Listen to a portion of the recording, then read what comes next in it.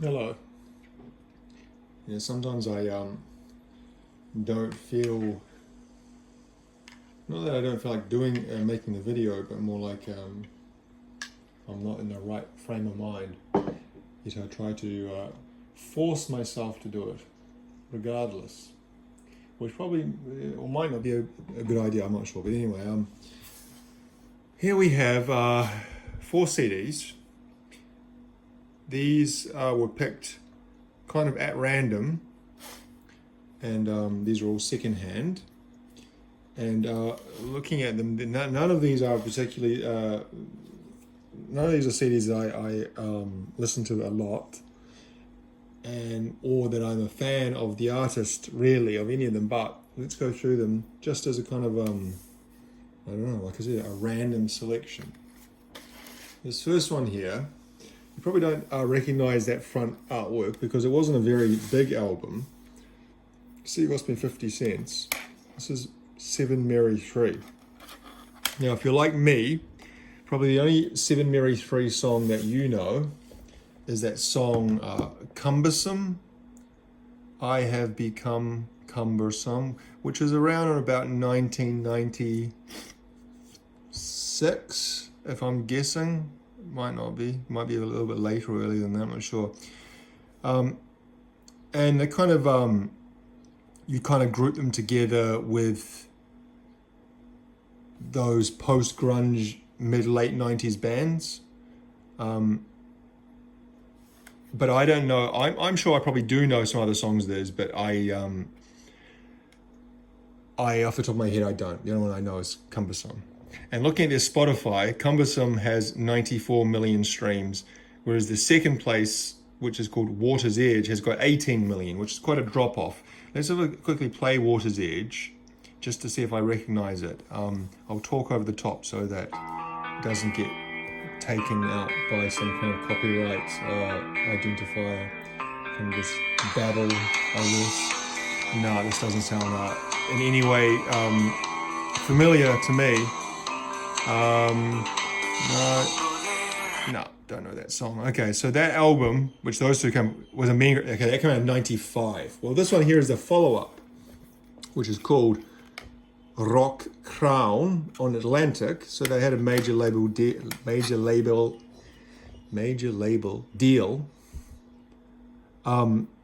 But what can I say?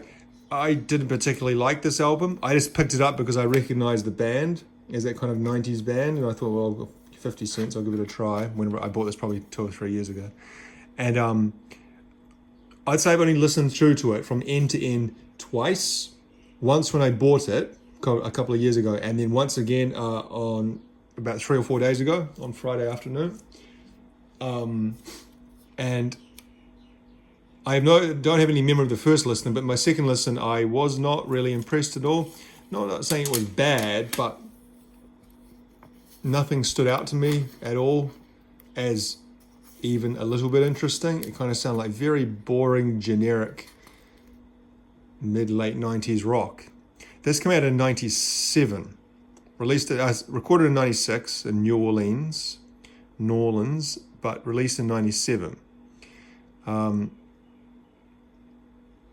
And I don't really have much else to say about it. Now, if you're a fan of 7 Mary 3, you might be cursing me right now and say, well, you have no idea how great this album is. And it was the very much underrated follow-up to their bigger album.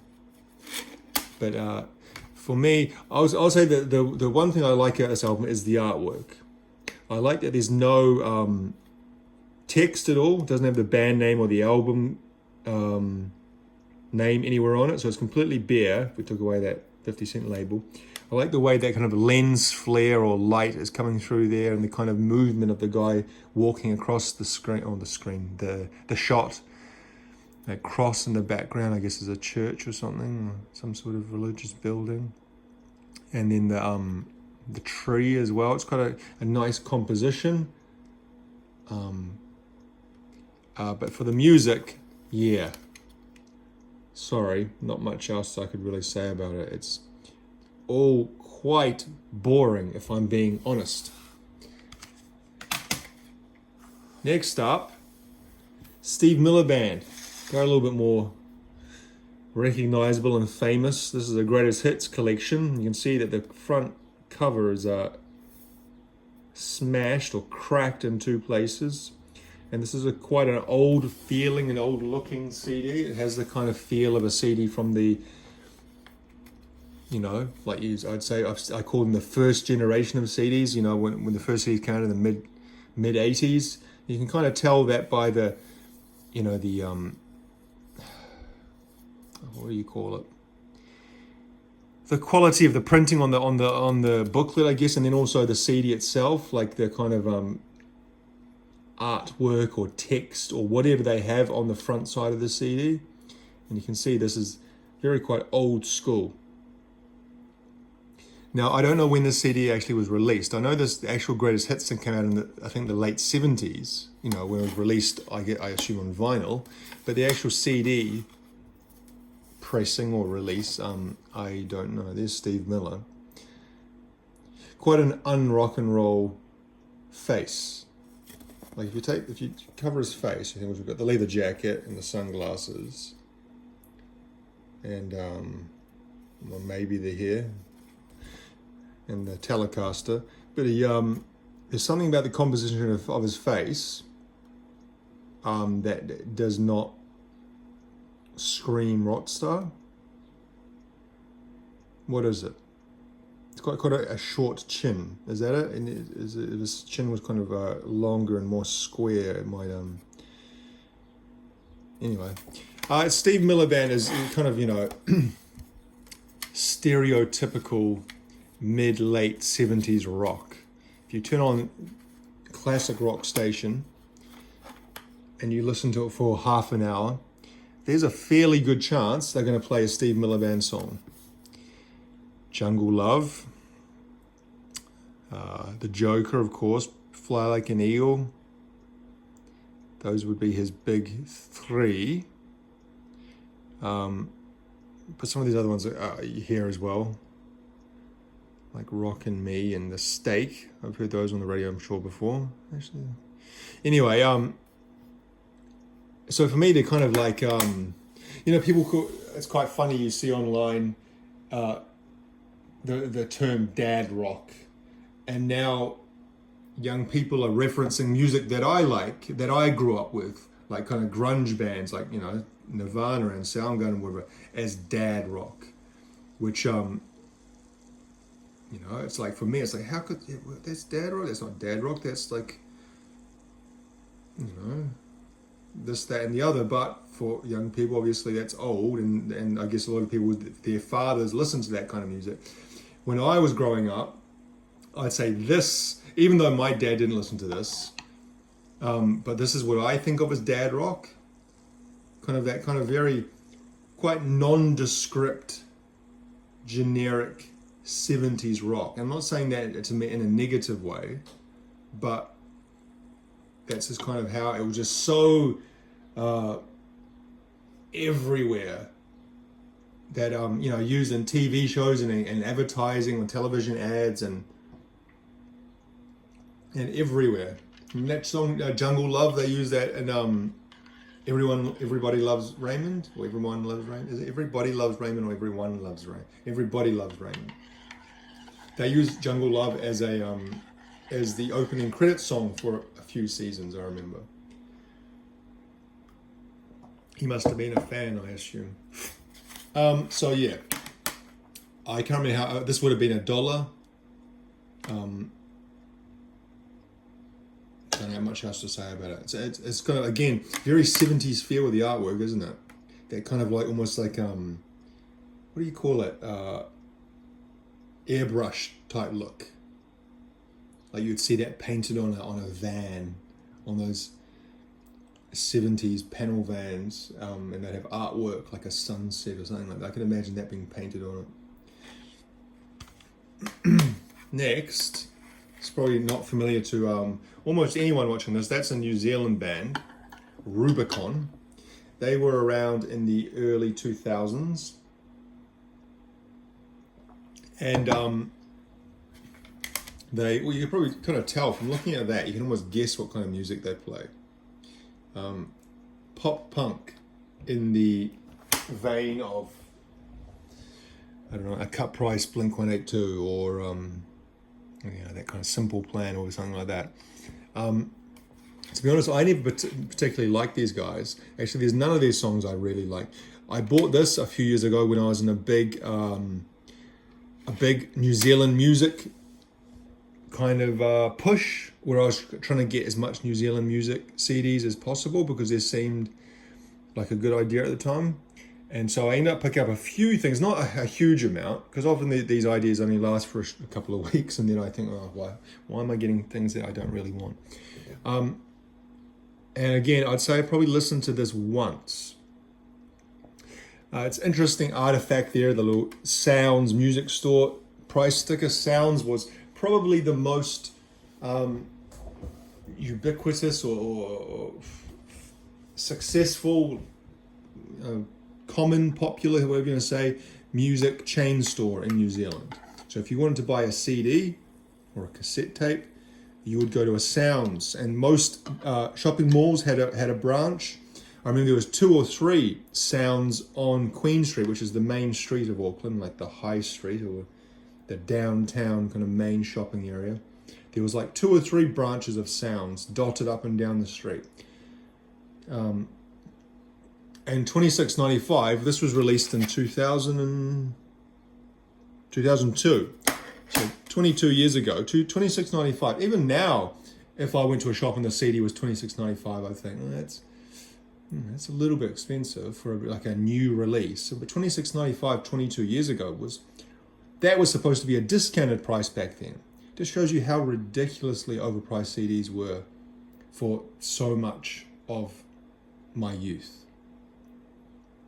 Just crazy. So yeah, they play, like I said, kind of pop punk type music. They were quite popular in New Zealand on TV, music TV, about 2002. The song, was it Funny Girl? Was it Funny Boy? Funny Boy, there's track 2. And Bruce, track 10, that's kind of like almost like a comedy song. They're talking about the name Bruce, as in the chorus of the song is, who would call a kid Bruce anyway? He would have to go around and hang his head in shame. Something like that. The idea or the concept of the song is that there are certain names that you could never imagine a baby or a child being called, like Bruce. If I met a little kid and this kid was introduced as, this is Bruce, you think that seems weird.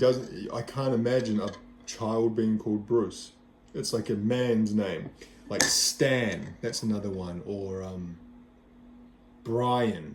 Now, obviously, there were kids called Stan and Bruce and Brian at some stage because they had to have that name from birth. Like Bruce Springsteen. I was obviously called Bruce when he was a little boy. But is that the same culturally where you're from? Is when you hear the name Bruce, like there are kind of names, I guess, because different generations have different names.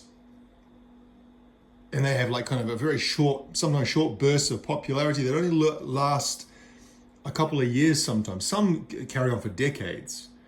Like for example, Michael or James. Some of these names have been in kind of the top 10 most popular boys' names for over 50 years.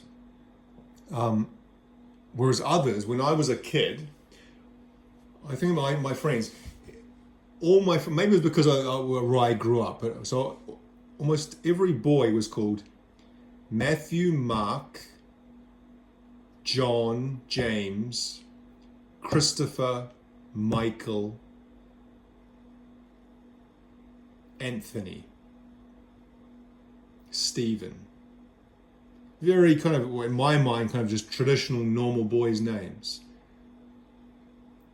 Those however many handful of names I was named there would comprise about 50% of all the guys I knew.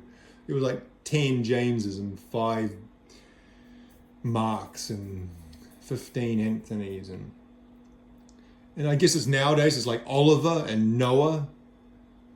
Like my son, he's 7, and I know I see a lot of the same names pop up when he talks about his friends, where I see on the class list, it shows all the kids' names. Noah, Oliver, I guess there's more variety nowadays. It's not so prescriptive. You can kind of be more adventurous in calling your kids names now. But what I was trying to say is that yeah, the kind of names culturally that same thing. You can't imagine a kid being called that because it seems like such an old man's type name. That guy there on the left, his name's Paul Reed. He was also an actor. He was an actor in the New Zealand soap opera, Shortland Street. So kind of like one of the very few TV dramas produced in New Zealand with New Zealand actors and whatnot. He was an actor in that show. So I think he was an actor before he was a musician, and he was in the newspaper recent, or relatively recent, the last couple of years, because he's a large scale commercial landlord, maybe residential as well, but he was in the paper for a commercial landlord, and he was having trouble with tenants, or tenants were having trouble with him. They were complaining about his landlord behaviour, or maybe he was complaining about the tenant's behaviour. There was a little bit of controversy around him, and I think he was a landlord of a bar, Whammy Bar, from memory. Maybe there's some kind of issue there. Anyway, it's not really interesting for anyone watching this, I'm sure. But anyway, last one, Richard Marx. You know, looking at that picture, I'm going to guess from the quality of, the tone of the colour, his clothes, very tight jeans there, got a kind of bit of a mullet. Black leather jacket, the font, again, like the kind of colour in the background, the colour scheme, the sticker here. I'm going to guess 1980. Now, I know he's in the 80s, post 85. I think most of his success was. So I'm going to say 87. It doesn't. Okay, 87, let's see.